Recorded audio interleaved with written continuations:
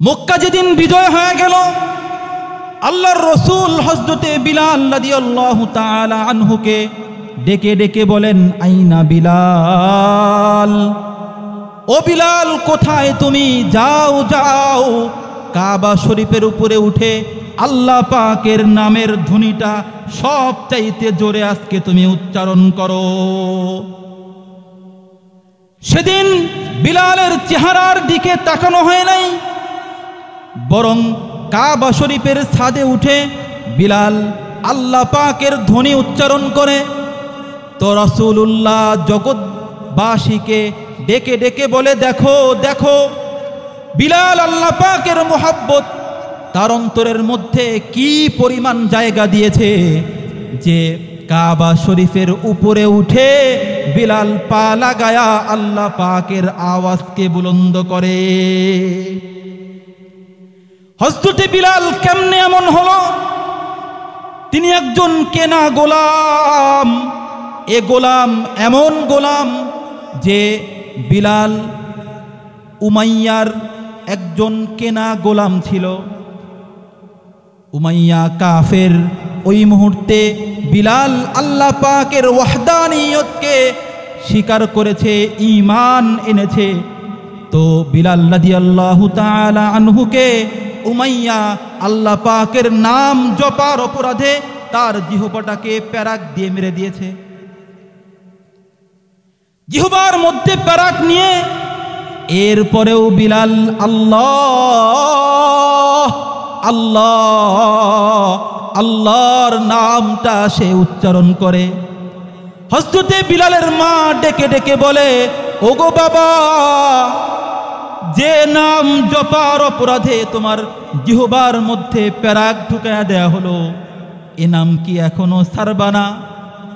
তো বিলাল বলে যে আমি তো আল্লাহ পাকের নামের মজা তখনই সবচাইতে বেশি পেয়েছি যখন আমার জিহ্বার মধ্যে প্যারাক ঢুকায়া দেয়া হয়েছে। হযরতে বিলাল রাদিয়াল্লাহু তাআলা আনহু সেদিন জগতের সব মানুষকে দেখায় দিয়েছেন যে আল্লাহ পাকের ভালোবাসা অন্তরের মধ্যে কিভাবে ঢুকাইতে হয়। কোন মানুষের অন্তরের মধ্যে তাকওয়া যদি চলে আসে, তো ওই মানুষকে আল্লাহ পাক রব্বুল আলামিন নিজের কাছে টেনে নেয়। হোক না মানুষটা অন্ধ, হোকটা মানুষটা ল্যাংড়া, হোকটা মানুষটা বোবা, যদি কোনো মানুষের অন্তরের মধ্যে মালিকের ভালোবাসা ঢুকে যায়, তো ওই মানুষটা আল্লাহ পাকের প্রেমে এমন ভাবে হাবুডুবু খায় যে আল্লাহ পাকও তার প্রেমের মধ্যে পড়ে যায়। আল্লাহ পাক রব্বুল আলামিন এই পৃথিবীতে যত মাখলুক সৃষ্টি করেছেন, যত প্রাণী আছে, প্রাণওয়ালা যত মাখলুক আছে, এই প্রাণওয়ালা সকল মাখলুককে আল্লাহ পাক রব্বুল আলামিন দুই ভাগে বা তিন ভাগে বিভক্ত করেছেন। প্রথম ভাগ হলো যাদেরকে আল্লাহ পাক রব্বুল আলামিন কোনো প্রকারের ইচ্ছা শক্তি এখতিয়ার দেন নাই। এই মানুষ, এই প্রাণী যারা আছে, এই প্রাণীকে আল্লাহ পাক রব্বুল আলামিন ইচ্ছা শক্তি না দেওয়ার কারণে আল্লাহ পাক রব্বুল আলামিন যাকে যা বলেছে, যে দায়িত্ব দিয়েছে, সেখান থেকে নড়ার, সেখান থেকে অন্য কোনো কাজ করার মতো শক্তি সামর্থ্য কোনো কিছুই নাই। আল্লাহ পাক রব্বুল আলামিনের এমন মাখলুকও আছে নাকি? রাসূলুল্লাহ সাল্লাল্লাহু আলাইহি ওয়াসাল্লাম মেরাজ থেকে ফিরে এসে এমন মাখলুকের কথা বলেছেন। রাসূল বলেন, আমি যখন মেরাজে গেলাম, আসমানের উপরে গিয়ে দেখি কিছু ফেরেশতা এমন আছে যাদেরকে আল্লাহ পাক রব্বুল আলামিন সৃষ্টি করেছে। তো সৃষ্টির পর থেকে নিয়ে একেবারে মেরাজ পর্যন্ত আমি জিজ্ঞাসা করে দেখেছি, ওই ফেরেশতারা কেউ তো রুকুর অবস্থাতে আছে, কেউ তো সিজদার অবস্থাতে আছে, কেউ দাঁড়ায় আছে, আল্লাহ পাকের ইবাদতের মধ্যে তারা মশগুল। বলেন না সুবহানাল্লাহ। এই যে ফেরেশতারা আছে, এই ফেরেশতাদের আল্লাহ পাক রব্বুল আলামিন নিজস্ব কোনো ইচ্ছা দেন নাই, কোনো এখতিয়ার নাই। আল্লাহ পাক রব্বুল আলামিন যেভাবে তাকে সৃষ্টি করেছেন, যা করতে বলেছেন সে সেভাবেই সৃষ্টি, সেই কাজের মধ্যেই লিপ্ত আছে। আল্লাহর রসুল বলেন, হযরত ইসরাফিল আলাইহিস সালাতু ওয়াস সালামকে, যিনি আমাদের এই পৃথিবী ধ্বংস করার জন্য নিযুক্ত, যার বাঁশির ফুৎকারে এই পৃথিবী ধ্বংস হবে, ওই ফেরেশতা ইসরাফিলকে আমি দেখেছি যে সে এক পা সামনে দিয়ে এক পা পিছনে দিয়ে ভয়ঙ্কর এক আকৃতিতে সিংহাটা মুখের লগে লাগায়া দাঁড়ায় আছে। ইসরাফিল এ কথা আল্লাহ পাককে কোনো সময় বলে নাই যে এখনো তো কিয়ামতের কত বাকি, হযরত ঈসা আলাইহিস সালাতু ওয়াস সালাম এখনো দুনিয়াতে আসেন নাই, দাজ্জাল আসার কথা কিয়ামতের পূর্বে সে আসে নাই, বড় বড় কত আলামত এখনো বাকি আছে, যাই সিংহাতে একটু ফালায়া রেখে আমি একটু নিচের আসমান থেকে ঘুরে আসি। এ কথা কোনোদিন হযরত ইসরাফিল আলাইহিস সালাতু ওয়াস সালাম বলেন নাই, আর বলার মতো তার ইচ্ছাও কোনো সময় জাগবে না। এই হলো ফেরেশতা, অর্থাৎ আল্লাহ পাক রব্বুল আলামিন ফেরেশতাকে সৃষ্টি করেছেন। এদের মাঝে কোনো প্রকারের ইচ্ছা শক্তি আল্লাহ পাক রব্বুল আলামিন দান করেন নাই। ফেরেশতাকে সৃষ্টি করে আল্লাহ পাক রব্বুল আলামিন যাকে যে কাজে নিযুক্ত করেছেন ওই কাজের মধ্যে সে লিপ্ত আছে, কিয়ামত পর্যন্ত ওই কাজের মধ্যেই সে লিপ্ত থাকবে। হযরত ইসরাফিল আলাইহিস সালাতু ওয়াস সালাম কোনদিন আল্লাহ পাক রব্বুল আলামিনকে এ কথা বলবেন না, ওগো আল্লাহ আমাকে কিছু সময়ের জন্য সুযোগ করে দাও, আমি একটু ভিন্ন কাজে লিপ্ত হই, একটু ঘুরে আসি। এ কথা বলার মতো ইচ্ছা শক্তি আল্লাহ পাক রব্বুল আলামিন ফেরেশতাকে দেন নাই। চাঁদ, সূর্য, গ্রহ, নক্ষত্র আল্লাহ পাক রব্বুল আলামিনের ইচ্ছায় তারা উদিত হয়, আল্লাহ পাক রব্বুল আলামিনের ইচ্ছার মাধ্যমেই তারা আবার অস্ত যায়। যে পথে চলতে বলেছেন সে পথেই চলে। শীতের দিনের মধ্যে আল্লাহ পাক রব্বুল আলামিন সূর্যকে যে পথে চলার জন্য আদেশ করেছেন সে পথেই সূর্য শীতকালে চলে। গরমকালে সূর্যকে যে পথে চলতে বলেছেন সে পথেই সূর্য চলে। নিজস্ব ইচ্ছা বাস্তবায়ন করে এক হাত জায়গা এদিক সেদিক যাওয়ার মতো ইচ্ছা শক্তি আল্লাহ পাক রব্বুল আলামিন দেন নাই। নিজস্ব ইচ্ছা বাস্তবায়ন করার মতো কোনো শক্তি, কোনো সামর্থ্য তাদের মধ্যে নাই। আল্লাহ পাক রব্বুল আলামিনের কথা মতো ওঠে তো আল্লাহ পাক রব্বুল আলামিনের কথা মতোই অস্ত যায়। আল্লাহ পাক রব্বুল আলামিনের কথা মতোই দাঁড়িয়ে আছে, আবার আল্লাহ পাক রব্বুল আলামিনের কথা মতোই সে অস্ত যায়। এই হলো এই মাখলুকের কাজ। কিছু মাখলুক তো এমন আছে যাদেরকে আল্লাহ পাক রব্বুল আলামিন সৃষ্টি করেছেন, আবার ইচ্ছা শক্তিও দিয়েছেন, কিন্তু সেই ইচ্ছা বাস্তবায়ন করার মতো ক্ষমতা আল্লাহ পাক রব্বুল আলামিন তাদেরকে দেন নাই। ব্যক্ত করার মতো শক্তি আল্লাহ পাক রব্বুল আলামিন দেন নাই। আমার আপনার বাড়ির গরু ছাগল আমি সকালবেলা যে খুঁটির মধ্যে বেঁধে দিয়ে আসি, সন্ধ্যা পর্যন্ত ওই খুঁটির মধ্যেই বাঁধা থাকে। সকাল থেকে নিয়ে সন্ধ্যা পর্যন্ত গরুরও মন চায় আমি একটু যাই, ঘুরে আসি, কিন্তু নিজের ইচ্ছা ব্যক্ত করার মতো, বাস্তবায়ন করার মতো ক্ষমতা আল্লাহ পাক রব্বুল আলামিন গরুকে দেন নাই। সকালবেলা মালিক যখন দুধ দহন করার বালতি নিয়ে গরুর কাছে যায়, তার স্তনে আসা দুধগুলো, গরুর স্তন থেকে দুধগুলো মালিক দহন করে। পাশের খুঁটির সাথে এ মালিক তার বাচ্চাকে বেঁধে রেখে দিয়েছে। মালিকের এই ইচ্ছার সাথে তার ইচ্ছাকে লাগায়া দিয়েছে। তার স্তনের দুধ যথাসম্ভব যত দূর পর্যন্ত দহন করা যায় মালিক দহন করে নেয়। গরুরও মন চায়, তার হৃদয়েও রক্তক্ষরণ হয়, তার বাচ্চার জন্য স্তনে আসা দুধ যখন মালিক গিয়ে দহন করে চক্ষু দিয়ে পানিগুলো গড়গড়ায় পড়ে, কিন্তু গরুর ইচ্ছা বাস্তবায়ন করার মতো ক্ষমতা আল্লাহ পাক রব্বুল আলামিন দেন নাই। মুরগির সামনে তার বাচ্চাটাকে মালিক জবাই করে।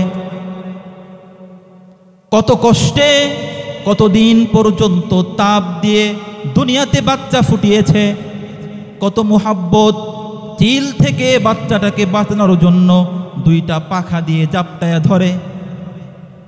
সকল প্রাণী থেকে তার বাচ্চাকে বাঁচানোর জন্য সে সর্বাত্মক চেষ্টা করে, কিন্তু তাকে সামনে রেখেই মালিক ছুরি দিয়ে তার বাচ্চাটাকে ধরে যখন জবাই করে, মুরগির হৃদয়ের মধ্যে প্রচণ্ড রক্তক্ষরণ হয়, মুরগির হৃদয়ের মধ্যে কান্না আসে, কিন্তু মুরগির এ কান্না বাস্তবায়ন করার মতো ইচ্ছা শক্তি আল্লাহ পাক রব্বুল আলামিন মুরগিকে দেন নাই। কিন্তু আজব প্রাণী মানুষ। আল্লাহ পাক রব্বুল আলামিন মানুষকে সৃষ্টি করেছেন, আবার সৃষ্টি করার পরে ইচ্ছা শক্তি দিয়েছেন। শুধু তাই নয়, এ ইচ্ছা শক্তি ব্যক্ত করার মতো মহান নিয়ামত জবান আল্লাহ পাক রব্বুল আলামিন দিয়েছেন। মানুষ জবান দিয়ে তার অন্তরের মধ্যে জাগ্রত হওয়া ইচ্ছার কথা বলে, কখনো গালি দেয়, কখনো সুখের কথা বলে, কখনো দুঃখের কথা বলে, আবার কখনো তো সে ব্যক্ত করতে গিয়ে সে ভালোবাসা মুখ দিয়ে প্রকাশ করে। আল্লাহ পাক রব্বুল আলামিন মানুষকে সৃষ্টি করলেন, সৃষ্টি করার পরে ইচ্ছা শক্তি দিলেন, ইচ্ছা শক্তি ব্যক্ত করার মতো জবান দিলেন, আবার এই ইচ্ছা শক্তি বাস্তবায়ন করার মতো শক্তি সামর্থ্য আল্লাহ রব্বুল আলামিন মানুষকে দান করলেন। একজন মানুষ যদি চায় তো তার ইচ্ছা দিয়ে সারা রাত গুনাহের মধ্যে লিপ্ত থাকতে পারে, আবার সে মানুষটা যদি চায় তো সারা রাত নামাজের মুসল্লার মধ্যেও রাত কাটায়া দিতে পারে। ঠিক কিনা বলেন? কোন মানুষ যদি চায় সারা রাত টিভির সামনে বসেও তার রাতটাকে কাটায় ফেলতে পারে, আবার কোনো মানুষ যদি চায় তো মাদ্রাসার চার দেয়ালের মধ্যে আল্লাহ পাকের এবং রসুলের নাম ডাকতে ডাকতেও তার জীবনটাকে কাটাইতে পারে। কোন মানুষ যদি চায় জিনাহের মধ্যেও রাত্রিটাকে কাটায়া দিতে পারে, কোন মানুষ যদি চায় তো সে ভালো কাজের মধ্যে তার রাত্রিটাকে অতিবাহিত করতে পারে। একজন মানুষ, আপনাদের মতোই মানুষ, সে আজকে এই এলাকার মানুষ, তার কাছেও ইচ্ছা আছে, বাস্তবায়ন করার ক্ষমতা আছে। সে চাইলে রাস্তা থেকে এসে প্যান্ডেলের মধ্যে বসে এই দ্বীনি কথাগুলোও শুনতে পারে। আবার সে মানুষ যদি চায় তো এক মুহূর্তের জন্য মাহফিলে আসবে না, এই ইচ্ছাও বাস্তবায়ন করার ক্ষমতা আছে কিনা? আল্লাহ পাক রব্বুল আলামিন মানুষকে যে ইচ্ছাটা দান করেছেন, এই ইচ্ছাটার বড় দাম, এই ইচ্ছাটার বড় দাম আল্লাহ পাক রব্বুল আলামিন কুরআনুল হাকিমের মাঝে বলেন, যারা নিজেদের ইচ্ছাটাকে আল্লাহ পাক রব্বুল আলামিনের ইচ্ছায় রঙিন করবে, নিজের ইচ্ছাকে জলাঞ্জলি দিবে আর আল্লাহ পাক রব্বুল আলামিনের ইচ্ছাকেই বাস্তবায়ন করবে, আল্লাহ পাক রব্বুল আলামিন ওই মানুষটার জন্য চির সুখের ঠিকানা জান্নাতকে ঠিকানা বানায়া দিবেন। এই পৃথিবীতে কিছু মানুষ এমন ছিল যারা তাদের জীবনে দেখিয়ে গেছেন ইচ্ছা শক্তিকে নিজের মতো করে না খরচ করে কেমনে আল্লাহ পাক রব্বুল আলামিনের মতো করে খরচ করতে হয়। ইমামে আজম আবু হানিফা, উনি ওনার জীবনের 40টা বছরের রাত আল্লাহ পাক রব্বুল আলামিনকে দিয়া দিতেন। মানাকিবে ইমামে আবু হানিফা, ইমামে আবু হানিফার 100 বিস্ময়কর ঘটনাবলী কিতাবের মধ্যে আছে। উনি ওনার জীবনের 40টা বছরের রাত উনি আল্লাহ পাক রব্বুল আলামিনকে এমন ভাবে দিয়ে দিতেন, নির্ঘুম রাত কাটিয়েছেন। কখনো তো ফিকহি গবেষণা করতে করতে রাত্রি অতিবাহিত করেছেন, কখনো মুসল্লার মধ্যে দাঁড়িয়ে জায়নামাজে দাঁড়িয়ে সারা রাত আল্লাহ পাক রব্বুল আলামিনের সাথে কথা বলেছেন, কখনো কোরআনুল কারীমের তিলাওয়াত করতে করতে রাত্রিকে অতিবাহিত করেছেন। আবার কখনো উনি মাসআলাগুলো এক এক আয়াত থেকে শত মাসআলা ইস্তিমবাত করেছেন, ঘুমান নাই। উনি ওনার ছাত্র আবু ইউসুফের বাড়িতে বেড়াতে গেছেন। আবু ইউসুফের বাড়িতে বেড়াতে যাওয়ার পর ইমামে আবু ইউসুফ ওনার মেয়ে ইমামে আজম আবু হানিফার জন্য ওযুর পানি রেডি করে রেখেছেন। ইমাম সাহেব রাত্রিবেলা উঠবে, তাহাজ্জুদ পড়বে, তো ঠান্ডা পানি দিয়ে কেমনে ওযু করে? আমার আব্বার ওস্তাদ এসেছেন তাই গরম পানি করে রেখে দিয়েছেন। ইমাম সাহেব সকালবেলা মসজিদে যায়, ওযু করে না। ইমামে আবু ইউসুফের মেয়ে ডেকে ডেকে বলে, ওগো আব্বা, আপনি না কত গুণগান গান, আপনার ওস্তাদের কত গুণগান গেয়েছেন, আপনার ওস্তাদ তো আজকে রাত্রিবেলা উঠলও না, তাহাজ্জুদও পড়লো না, ওযুও করলো না, কেমনে মসজিদে গেল? তায়াম্মুম করে নাকি? ইমামে আবু ইউসুফ ইমামে আজম আবু হানিফাকে গিয়া বলে, ওস্তাদজি, মেয়েকে একটু ঠান্ডা করেন, একটু জবাব দেন। আপনার জন্য ওযুর পানি রেডি করে রাখা হয়েছিল, আপনি দেখি ওযু করেন নাই। আপনি না ইমাম, বুজুর্গ ব্যক্তি, রাত্রিবেলা আপনি খাবারও খেয়েছেন অনেক বেশি, কেন খাইলেন? তো ইমামে আজম আবু হানিফা সেদিন আবু ইউসুফকে উত্তর করে বলেন, গিয়ে তোমার মেয়েকে গিয়ে বলো, আমি রাত্রিবেলা যখন খাবার আমার সামনে চলে আসে, হালাল খাবারের উপরে আল্লাহ পাকের পক্ষ থেকে সকিনা নাজিল হয়। আমি যখন দু চোখ দিয়ে দেখতেছিলাম খাবারের মধ্যে আল্লাহ পাকের পক্ষ থেকে সকিনা নাজিল হচ্ছে, অন্য দিনের তুলনায় একটু বেশি খেয়েছি। আর বেশি খাবার যখন ভক্ষণ করেছি, হালাল খাবার যখন পেটে গেছে, মেধা শক্তির পাওয়ার এমন বেড়ে গেছে, একটা আয়াত থেকে 100 মাসআলা ইস্তিমবাত করেছি। রাতে ঘুমাই নাই, এশার নামাজের সময় যে ওযু করেছিলাম, সারা রাত মাসআলা ইস্তিমবাত করেছি, কোরআনুল কারীমের আয়াত নিয়ে গবেষণা করেছি, ওযু করার প্রয়োজন পড়ে নাই, ওই একই ওযু দিয়ে আবার ফজরের নামাজ পড়েছি। এই হলো আমাদের ইমাম, ইমামে আবু হানিফা। ইমামে আজম একদিন নামাজে গেল, তার মসজিদের ইমাম সাহেবের পিছনে যখন নামাজ পড়ে, তো সূরাতুল জিলজাল ইমাম সাহেব পড়তেছে। আমাদের বর্তমান সময়ে তো আমরা যারা নামাজ পড়ি, ইমাম সাহেব কি পড়ে যদি জিজ্ঞাসা করা যায়, হুজুর ফজরের নামাজে কোন সূরা পড়ছে জানি না, মাগরিবের নামাজে কয় রাকাত হয়, এটা আমাদের মধ্যে এখন এই ভুল ধরার ইচ্ছাই নাই, কি পড়েছে, কি হয়েছে, রুকুর মধ্যে কি পড়তে হয়, সিজদার মধ্যে গিয়ে কি পড়ব, এ চিন্তাই আমাদের মধ্যে নাই। এক ঘটনা বর্ণিত আছে, এক লোক নাকি ইমাম সাহেবকে লোকমা দিয়ে এসেছে। তো ইমাম সাহেব বলে, কি ব্যাপার, কেউ লোকমা দিল না, পুরা মসজিদ ভরা মানুষ, তুমি যে লোকমা দিলা? লোকমা দিমু না,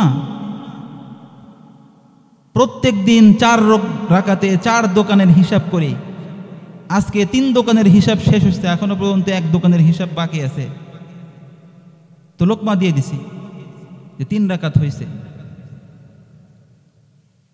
আর এখন তো আমরা আল্লাহ আল্লাহ, আমি তো এই মহল্লারই মানুষ, এখন তো হলো এমন অবস্থা, ইমাম সাহেব যদি জুমার দিন আলোচনা 2 মিনিট বাড়ায়া যায়, তো কখনো কখনো কারো কারো মুখ থেকে এত কেন, একটু লম্বা তিলাওয়াত করলে কষ্ট হয়, বাহিরে গিয়ে সমালোচনা। আবার যদি কখনো তাশাহুদের মধ্যে একটু সময় বেশি লাগে, দোয়া করছে ইমাম সাহেব, কিন্তু সহ্য হয় না। কথা ঠিক কিনা বলেন না? কিন্তু ইমামে আজম আবু হানিফা কেমন একজন ব্যক্তি ছিলেন, 1 রাকাত নামাজের মধ্যে পুরা কোরআন খতম করে দিয়েছেন। সাহাবায়ে কেরামের মধ্যে এমন ব্যক্তি ছিল হযরতে উসমান ইবনে আফফান। নবীজির 2 মেয়েকে যে সাহাবী বিবাহ করেছে, উনিও কোরআনুল কারীমের এমন প্রেম,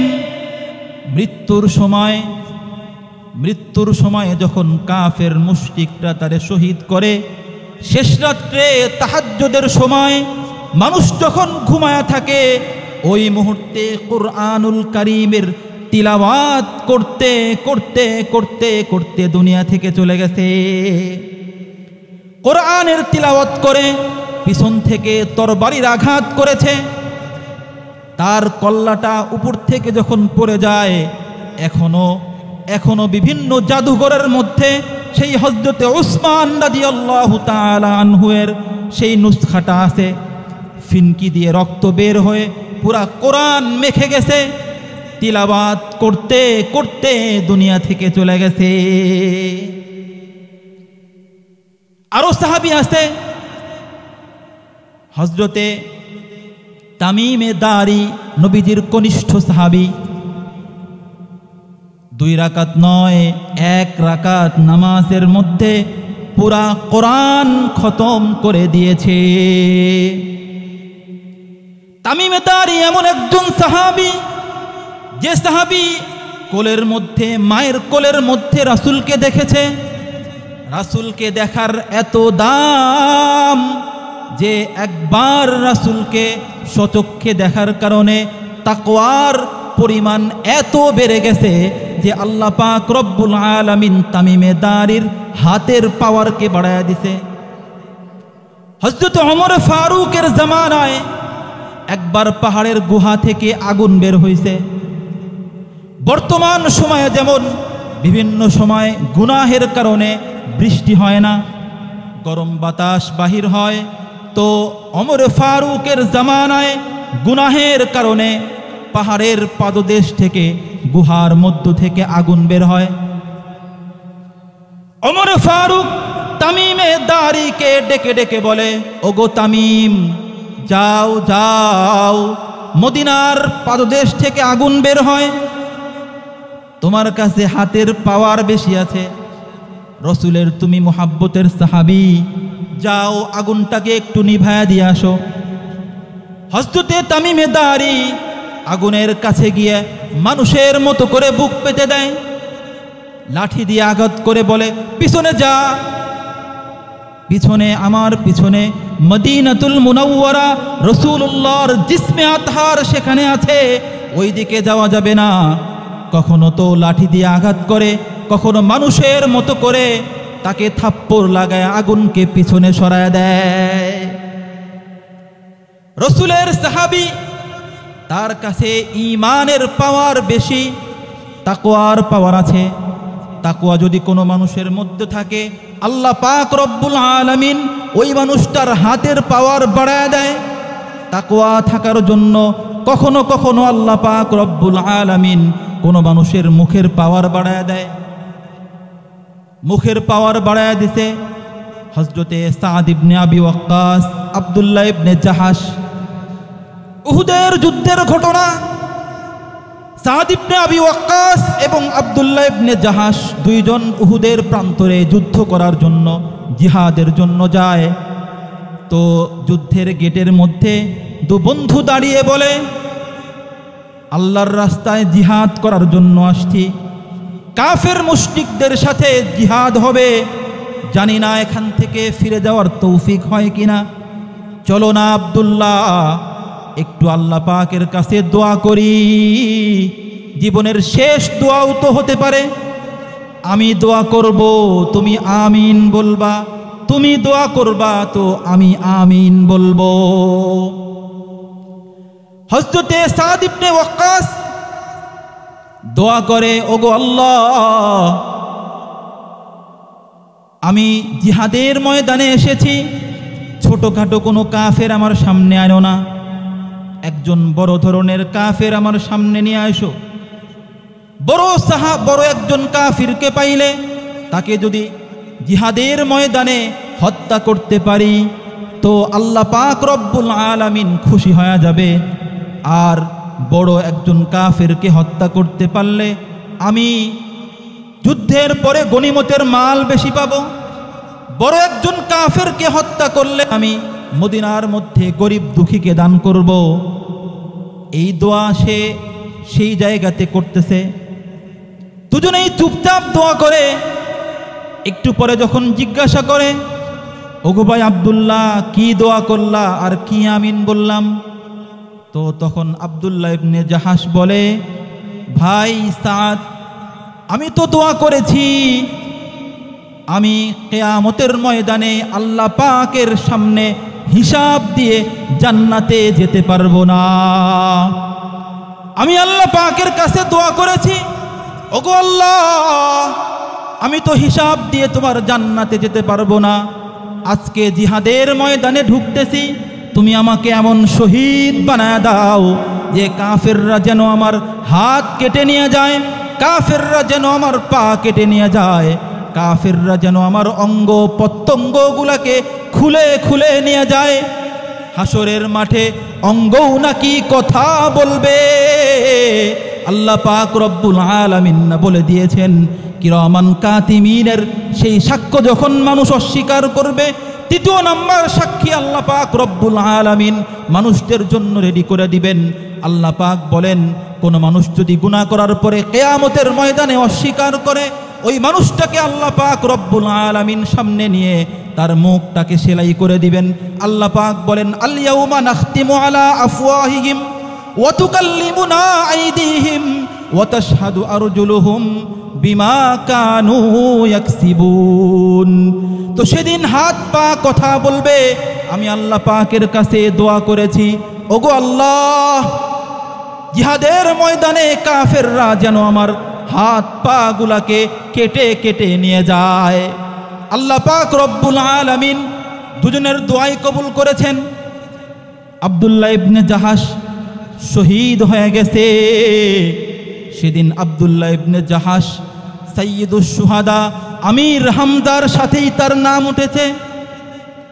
সাইয়্যিদুশ শুহাদা আমির হামজা, উনিও ওই মুসলা শহীদদের মধ্যে অন্তর্ভুক্ত। আমির হামজাকে কাফের মুশরিকরা এমন করে শহীদ করেছে, হত্যা করার পর আবার বুকের উপরে উঠে তার কলিজাটাকে ফেরে বের করে ফেলছে।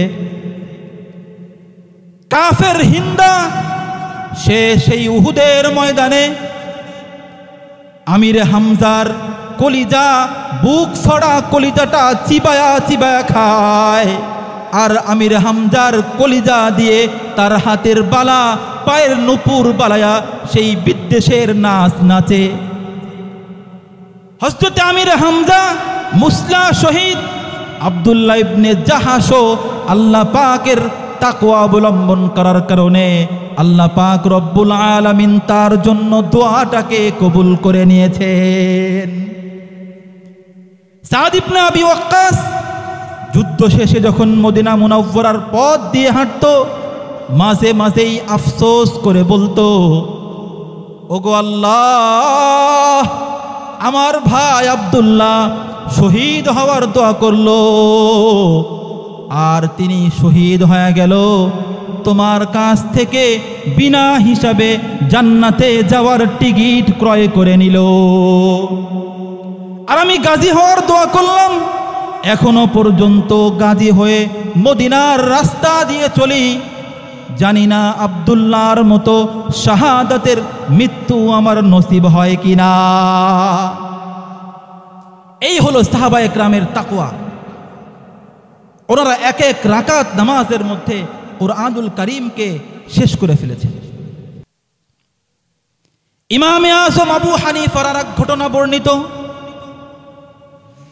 ওনার মসজিদের মুয়াজ্জিন, এই ঘটনা বর্ণিত তার পক্ষ থেকে, ইমামে আযম আবু হানিফা এক রাত্রে এশারের নামাজের পর যায় নামাজের মুসল্লায় দাঁড়িয়ে গেছে, সূরাতুল বাকারা কুরআনুল কারীমের প্রথম সূরা শুরু করে দিছে। তো সূরাতুল বাকারা এক পারা শেষ হয়ে যায়, ইমাম রুকুতে যায় না, দুই পারা শেষ হয়ে যায়, ইমাম রুকুতে যায় না, সূরাতুল বাকারা শেষ হয়, ইমাম রুকুতে যায় না। মুয়াজ্জিন বুঝে ফেলেছে আজকে ইমাম রুকুতে যাবে না, তো মুয়াজ্জিন বাসায় গেছে, রাতের ঘুম ঘুমাইছে, স্ত্রীর সাথে সময় দিয়েছে।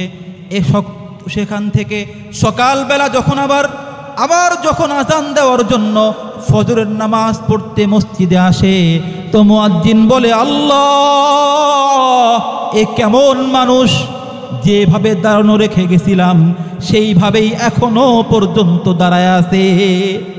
আর ইমাম সাহেবের কণ্ঠে আম্মা পাড়ার সূরাগুলো তিনি পড়তেছেন, কিয়ামতের আয়াতগুলো তিনি যখন পড়ে, আর দু চোখ দিয়ে পানিগুলো জরজর জরজর করে তার জামা মুবারকগুলো ভিজে যায়। এ যুগেও কিছু মানুষ এমন আছে যারা এক রাকাত নামাজের মধ্যে 10 পারা তিলাওয়াত করে। দারুল উলুম দেওবন্দের কারি সাহেব, ওনার ব্যাপারে বর্ণিত আছে, উনি এক রাকাতের মধ্যে 10 পারা পড়ে। আল্লামা মামুনুল হকের ব্যাপারেও বর্ণিত আছে, আপনাদের সামনে চাক্ষুষ প্রমাণ। যখন জেলখানায় ছিল, তো জেলখানার মধ্যে আল্লাহর বান্দা আওয়াবিনের মধ্যে 2 পারা, ইশরাকের মধ্যে 2 পারা, আবার কখনো কখনো তাহাজ্জুদে 3 পারা 5 পারা পর্যন্ত তিলাওয়াত করেছে। সাথে থাকা এক কয়েদির বর্ণনা, আমরা ক্লান্ত হয়ে যেতাম, আর আমরা ক্লান্ত হয়ে যখন শুয়ে পড়তাম, তো দেখতাম কারারক্ষীরা মামুনুল হকের তিলাওয়াত শুনতেছে, আর আল্লামা মামুনুল হকের চোখ বেয়ে বেয়ে পানিগুলো গড়গড় গড়গড় করে নিচে পড়ে। আজকে মামুনুল হকের এমন মানুষের কাছে ভালোবাসা দেখে অনেক মানুষ তাকে দমনের জন্য বিভিন্ন রকমের চেষ্টা। বিগত প্রধানমন্ত্রী শেখ হাসিনা যখন তাকে জেলে নিয়ে যায়, তো কত রকমের চেষ্টা, কখনো তাকে তহমত দেওয়া হয়, কখনো তাকে নারী লোভী বলে কত রকম কথা বলা হয়, জাতীয় সংসদের মুক্ত জায়গায় দাঁড়ায় তার ব্যাপারে এরকম কথা বলা হয়। আসলে তো তা না, বরং আল্লাহ পাক রব্বুল আলামিনের কাছে যখন প্রিয় হয়ে গেছে, তো আল্লাহ পাক রব্বুল আলামিন মানুষের অন্তরের মধ্যেও মামুনুল হকের ভালোবাসা ঢেলে দিয়েছেন। ঠিক কিনা বলেন? প্রিয় ভাইরা আমার, আল্লামা নূর হুসাইন কাসেমি আমাদের ওস্তাদ, এক রমজানে ওনাকে দেখেছি যে তিনি রমজানের মধ্যে, আমি ওনার খাদেমকে জিজ্ঞাসা করলাম, ভাই উনি এত বড় বুজুর্গ, ওনার তো কোনো কারামত দেখি না। তো তখন একদিন আমার হাত ধরে আমার হাত ধরে ডেকে নিয়ে গিয়ে দেখায়, রাত্রি গভীর আমরা গল্প করতে করতে রমজানের রাত্রিতে কখনো সময় ব্যয় করা হতো। আল্লাহর বান্দার এক পা টাইফয়েডের কারণে একটু খাটো ছিল, তো এই খাটো পা নিয়ে রমজানের পুরা রমজানে কোনো একদিন নাই যে এক মুহূর্তর জন্য বিছানায় পিঠ লাগাইতো। খাদেম বলেন শুধু তাই নয়, উনি কখনো কখনো রুকুর মধ্যে ঘন্টার পর ঘন্টা সময় ব্যয় করে, আবার কখনো তো সিজদার মধ্যে কত ঘন্টা যে পার হয়ে যায় কল্পনা করতে পারবেন না। এমন তাকওয়াবান ব্যক্তি যার অন্তরের চাহিদা আল্লাহ পাকের সাথে মিলে যায়, তো আল্লাহ পাক রব্বুল আলামিন তার মর্যাদা কখনো কখনো কাবার থেকেও বাড়ায় দেয়। এজন্যই তো আল্লাহ পাক রসুলের মাধ্যমে জানিয়ে দিয়েছেন। রসুলুল্লাহ বলেন, ইন্নাল্লাহা লা ইয়ানজুরু ইলা সুওয়ারিকুম ওয়ালাকিন্নাল্লাহা ইয়ানজুরু ইলা কুলুবিকুম ওয়া আমালিকুম। আল্লাহ পাক রব্বুল আলামিন কোন মানুষের চেহারা দেখেন না, কে কত বড় চাকরি করে আল্লাহ পাক রব্বুল আলামিন সেটা দেখেন না। আল্লাহ পাক রব্বুল আলামিন প্রত্যেক ব্যক্তির কলব দেখে আর তার আমালগুলো দেখে তার ব্যাপারে আল্লাহ পাক রব্বুল আলামিন বিচার করে। হযরতে বিলাল রাদিয়াল্লাহু তাআলা আনহু, কে জানে না তার কথা। বিলালে হাবশি, এত কালো গোলাম হাবশি, তার ব্যাপারে তাকালে যে কোনো মানুষের অন্তরের মধ্যেই বিলালের অসৌন্দর্যতা ফুটে ওঠে। কালো কুচকুচে বিলাল, কেমন মর্যাদা! আল্লাহ পাক রব্বুল আলামিন রাসূলুল্লাহকে মক্কা বিজয়ের দিন রাসূলুল্লাহর মাধ্যমে তার মর্যাদা ফুটে উঠেছে। মক্কা যেদিন বিজয় হয়ে গেল, আল্লাহর রসুল হযরতে বিলাল রাদিয়াল্লাহু তাআলা আনহুকে ডেকে ডেকে বলেন, আইনা বিলাল, ও বিলাল কোথায় তুমি? যাও যাও, কাবা শরীফের উপরে উঠে আল্লাহ পাকের নামের ধ্বনিটা সব চাইতে জোরে আজকে তুমি উচ্চারণ করো। সেদিন বিলালের চেহারার দিকে তাকানো হয় নাই, বরং কাবা শরীফের ছাদে উঠে বিলাল আল্লাহ পাকের ধ্বনি উচ্চারণ করে। তো রাসূলুল্লাহ জগৎবাসীকে ডেকে ডেকে বলে, দেখো দেখো, বিলাল আল্লাহ পাকের মুহাব্বত তার অন্তরের মধ্যে কি পরিমাণ জায়গা দিয়েছে যে কাবা শরীফের উপরে উঠে বিলাল পা লাগায়া আল্লাহ পাকের আওয়াজকে বুলন্দ করে।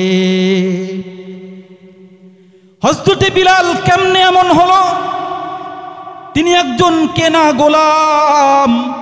এ গোলাম এমন গোলাম যে বিলাল উমাইয়ার একজন কেনা গোলাম ছিল। উমাইয়া কাফের। ওই মুহূর্তে বিলাল আল্লাহ পাকের ওয়াহদানিয়তকে স্বীকার করেছে, ঈমান এনেছে।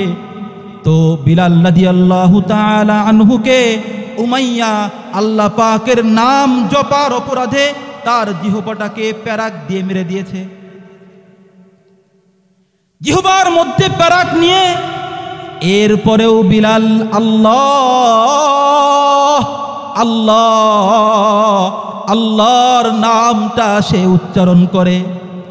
হযরতে বিলালের মা ডেকে ডেকে বলে, ওগো বাবা, যে নাম জপার অপরাধে তোমার জিহ্বার মধ্যে প্যারাক ঢুকায়া দেয়া হলো, এ নাম কি এখনো ছাড়বা না?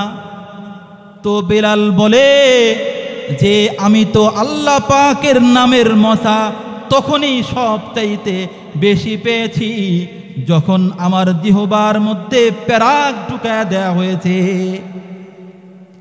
হযরতে বিলাল রাদিয়াল্লাহু তাআলা আনহু সেদিন জগতের সব মানুষকে দেখায় দিয়েছেন যে আল্লাহ পাকের ভালোবাসা অন্তরের মধ্যে কিভাবে ঢুকাইতে হয়।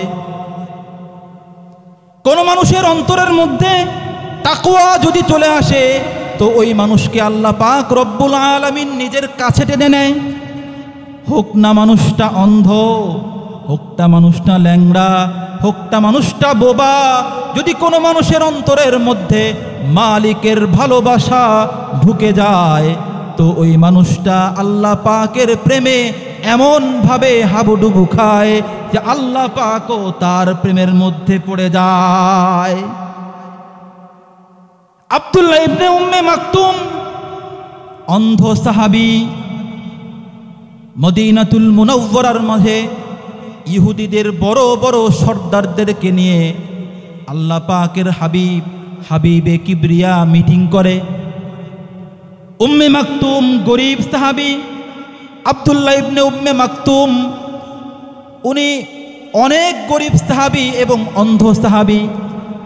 তো বিশেষ মিটিংয়ের কারণে আল্লাহর রসুল তাকে সময় দেন নাই। আল্লাহ পাক রব্বুল আলামিন রেগে গেছেন।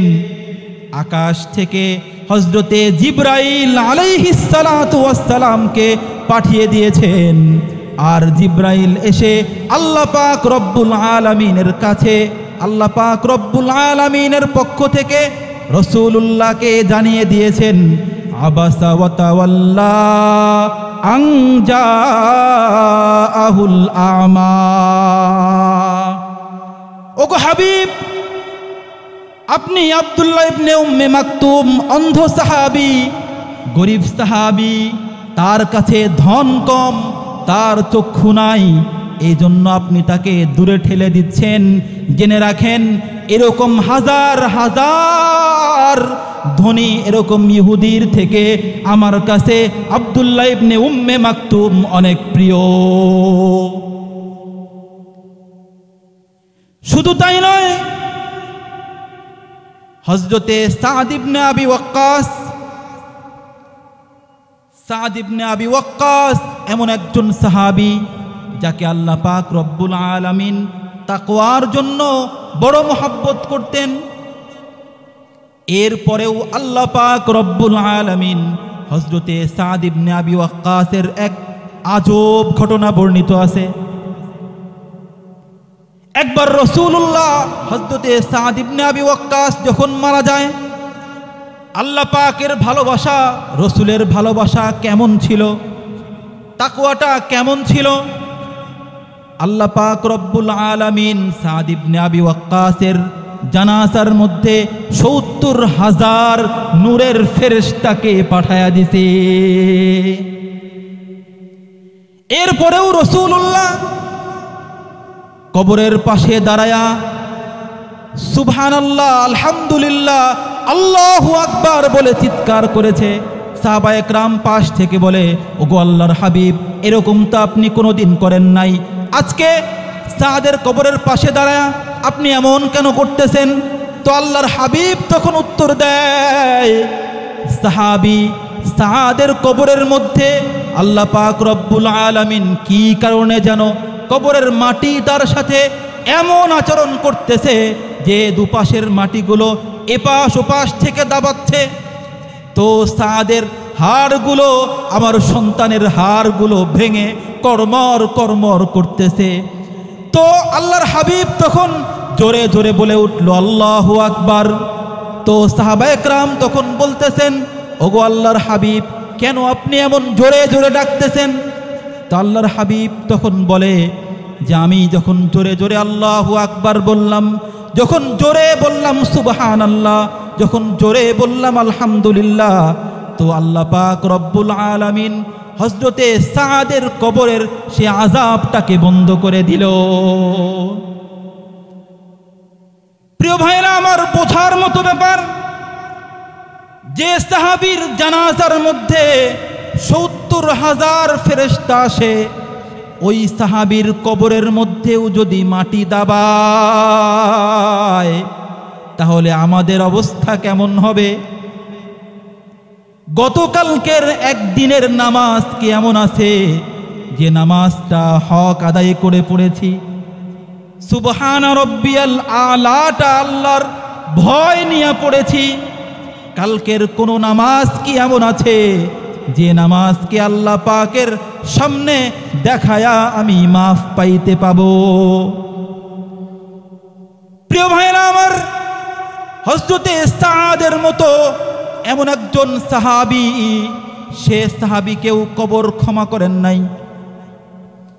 তো যদি আমরা আজকে আমাদের জীবনে ইচ্ছাটাকে আল্লাহ পাকের মতো করে বাস্তবায়ন না করতে পারি, তো আল্লাহ পাক রব্বুল আলামিন এই তো আগামীকাল আমার কবরের মধ্যে যখন জিজ্ঞাসা করবে, ওগো বান্দা, তোমাকে আমি কত নিয়ামত দিয়ে সৃষ্টি করেছিলাম, হাত দিয়েছি ধরার জন্য, চোখ দিয়েছিলাম দেখার জন্য, মাথা দিয়েছিলাম বোঝার জন্য, আবার ব্যক্ত করার মতো জবান দিয়ে দিয়েছিলাম, আবার তোমার কাছে আমার নিয়ামত ছিল তুমি এমন একটা স্বাধীন এক মাখলুক ছিলা যে চাইলেই আমি আল্লাহর রাহে সিজদা করতে পারতা, তুমি চাইলেই আমি আল্লাহর জন্য রাত্রিটাকে ওয়াকফ করে দিতে পারতা, আবার তুমি চাইলেই আমার জন্য সারা রাত্রি মুসল্লার মধ্যে দাঁড়ায়া কুরআনুল কারীম তিলাওয়াত করতে পারতা। কেন করো নাই? কেন তোমার এই অবস্থা? তো সেদিন আমার আপনার উত্তর দেওয়ার মতো কোনো ভাষা আল্লাহ পাকের সামনে থাকবে না। আজকে আমি আপনি যদি লাশ হয়ে যাই, যদি এখান থেকে আর বাড়ি যাওয়ার সুযোগ না হয়, তো আল্লাহ পাক রব্বুল আলামিন প্রত্যেকের জন্য একই ব্যবস্থা করে রেখে দিয়েছেন। বাঁশ বাগানে ঝাড়ের মধ্যে আমাকে নিয়ে আপনজনরা রেখে আসবে। এক রাত যদি ঘরের মধ্যে থাকতে চাই, রাখা হবে না। দুরাত যদি থাকতে চাই, তো কোনোভাবেই আমার জন্য ঘরের মধ্যে আর বিছানা দেয়া হবে না। আদরের স্ত্রী, যাকে নিজের সবটুকু দিয়ে মোহাব্বত করেছি, সে মানুষটাও বলবে ভয় লাগে। প্রিয় সন্তান, যার জন্য জীবনটা ব্যয় করে দিয়েছি, ওই সন্তানও কাঁধে করে নিয়ে বাঁশ বাগানে মাটির মধ্যে রেখে আসবে। এজন্য আল্লাহ পাক রব্বুল আলামিন বলে দিয়েছেন, ওয়া আম্মা মান খাফা মাকাম রাব্বিহি ওয়া নাহান নাফসা আনিল হাওয়া ফাইন্নাল জান্নাতা হিয়াল মাওয়া। যারা আমি আল্লাহ পাককে ভয় করবে, আমার ভয় যাদের অন্তরের মধ্যে থাকবে, আর আমার মাকামকে যারা ডরাবে আর ভয় করে আমি আল্লাহ যা চাই সেগুলা করবে, তো ওগো প্রিয় রাসূল জানায় দেন, ফাইন্নাল জান্নাতা হিয়াল মাওয়া। ওই ব্যক্তির জন্য আমি আল্লাহ রব্বুল আলামিন চির শান্তির ঠিকানা জান্নাতকে ঠিকানা বানিয়ে দিয়েছি। রাসূলুল্লাহ বলেন, আল কাইয়িসু মান দানা নাফসাহু ওয়া আমিলা লিমা বাদাল মাউত। জ্ঞানী তো সেই ব্যক্তি যে দুনিয়ার মধ্যে হায়াত থাকতে থাকতে মৃত্যুর পরের জন্য চিন্তা করে। ওয়াল আজিসু মান আতবা হাওয়াহা ওয়া তামান্না আলাল্লাহ। আর ওই ব্যক্তি হলো সবচাইতে বড় নির্বোধ, যে নিজের খেয়াল খুশি মতো নিজের ইচ্ছাকে ইচ্ছার মতো করে চালায় আর বলে আল্লাহ পাক তো আছেই। এই জন্য প্রিয় ভাইরা আমার, আল্লাহ পাক রব্বুল আলামিন মহান নিয়ামত ইচ্ছাধিকারকে আমাদের কাছে দিয়েছে। এই ইচ্ছা শক্তির দাম বড় মহান, এই ইচ্ছা শক্তির দাম অনেক। এই ইচ্ছা শক্তিকে বলুন না আমরা কার জন্য ব্যয় করব? নিজের ইচ্ছাকে জলাঞ্জলি দিয়ে, নিজের ইচ্ছাকে আল্লাহ পাক রব্বুল আলামিনের সাথে রঙিনে আল্লাহ পাকের রঙে রাঙিয়ে আমাদের জীবনটা যদি বাস্তবায়ন করতে পারি, তো আল্লাহ পাক রব্বুল আলামিন আমাদের জন্যই চির সুখের ঠিকানা জান্নাতকে অবধারিত করে দিবেন। এই কাজ, এই ইচ্ছা শক্তি কোন কাজে ব্যয় করবে আর ইচ্ছা শক্তিকে কোথায় ব্যয় করা যাবে না, কি করলে আল্লাহ নারাজ হন, কেমনে চললে আল্লাহ খুশি হন, এই কথার বলার দায়িত্ব ছিল নবী আলাইহিস সালাতু ওয়াস সালামদের। আর নবীজিরা দুনিয়ার বুকে এসে মানুষদেরকে ভালো কাজের জন্য, কেমনে ভালো কাজ করা যাবে সে দাওয়াত দিয়েছেন। যুগে যুগে নবীরা চলে গেছেন, আর সে দাওয়াতের ভার আল্লাহ পাক রব্বুল আলামিন আমাদের উপরে দিয়ে দিয়েছেন। তো দাওয়াতি কাজ করতে করতে করতে করতে আজ এক সিস্টেম, প্রচলিত সিস্টেম হয়ে গেছে দাওয়াত ও তাবলীগ। এ তাবলীগ এটা এমন কাজ যে কাজ করতে গিয়ে আমাদের নবী তায়েফের ময়দানে পাথরের আঘাত সহ্য করেছে। এ কাজের জন্য আমাদের আকাবির হযরত ইলিয়াস রহমাতুল্লাহি আলাইহি শত রাত্রের ঘুম হারাম করে দিয়েছে। এ কাজের জন্য কত মানুষের চক্ষুর পানি রক্ত হয়ে গেছে। কিন্তু আজকে তাবলীগ আক্রান্ত। তাবলীগ আজকে বাংলাদেশ থেকে দূর করার জন্য কিছু মোসাদের লোকজন, কিছু ইহুদি খ্রিস্টানের দালালরা এরা উঠে পড়ে লেগে দিয়েছে। কেমনে মানুষকে হত্যা করা যাবে, কেমনে তাবলীগ বন্ধ করা যাবে, এই পায়তারা তারা সব সময় করে যাচ্ছে। আমরা কি এটা করতে দেব কিনা বলেন না? আল্লাহ রাব্বুল আলামিন আমাদেরকে তাকওয়াটাকে অন্তরের মধ্যে ধারণ করে এই কাজ ভালোভাবে সামনে অগ্রসর করার জন্য তৌফিক দান করেন।